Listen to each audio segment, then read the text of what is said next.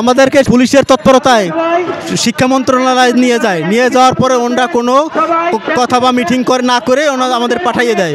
পরে আমরা শিক্ষা মন্ত্রণালয়ের দিকে রওনা হই, আমাদের পুলিশ বোমা বিস্ফোরণ করে। আমাদের সমীর ভাই, মোরামেশ দা, তারপরে আরও অনেকেই রক্তাক্ত হয়েছে। আহত এখনও সর্বশেষ জানা যায় নাই, তবে 7-8 জন রক্তাক্ত হয়েছে, আহত হয়েছে, হসপিটালে আছে। মেনে নেওয়া হচ্ছে না। আমরা ওখান থেকে আমাদের যে অবস্থান, আমরা ওখান থেকে পুলিশ বলছে এখান থেকে সরে যান, কিন্তু আমাদের দাবি তো মেনে নেওয়া হচ্ছে না। আমরা কেন সরবো? আমাদের মূলত ওখান থেকে সরে দেওয়ার জন্য পুলিশ এটা করেছে, কিন্তু আমরা তো বিশৃঙ্খলার জন্য ওখানে যাই নাই। সেখানে মাননীয় শিক্ষা উপদেষ্টা বলেছিল যে আগামী মিটিংয়ে তোমাদের বিষয়ে এটা সুরাহা করা হবে, কিন্তু মূলত পরবর্তীতে যে মিটিং হলো সেখানে কোনো সুরাহা করা হয় নাই।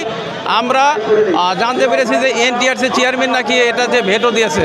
তো এনটিআরসি চেয়ারম্যান নিজেই প্রস্তাবনা পাঠায় আমাদের নিয়োগের জন্য, নিজেই আবার ভেটো কেমনে দেয়, সেটা তো মানে একটা দ্বিমুখী আচরণ আমরা লক্ষ্য করছি। আমাদের সাথে চরম অন্যায় করা হয়েছে।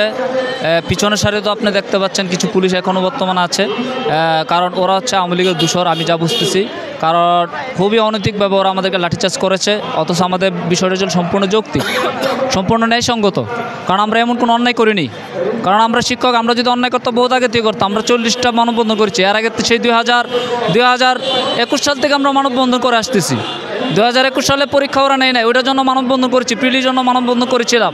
সেই পরীক্ষাটা 2022 সালে ডিসেম্বরে নিয়েছে। তাহলে সেইখানে ব্যর্থতার কার? ওদেরকে আমরা বারবার স্মারকলিপি দিয়েছি, ওইটাই গেলো এক চ্যাপ্টার। ওইখানে 17তম নিবন্ধন অনেকেই ছিল, অনেকেই যাদের বয়স কম তারা অনেকেই এখন বর্তমানে শিক্ষক হিসেবে আছেন। এটা সাধারণ জনগণ, আপনারা মিডিয়ার ব্যক্তিত্ব, আপনারাও বুঝবেন, আপনারা শিক্ষিত জনগণ, এখানে আপনার তো না বোঝার কথা না। এবং বাংলাদেশের জনগণ যারা আছে, পুলিশ প্রশাসন থেকে শুরু করে, এই বিষয়টা তো অন্তত সবার নলেজে থাকার কথা।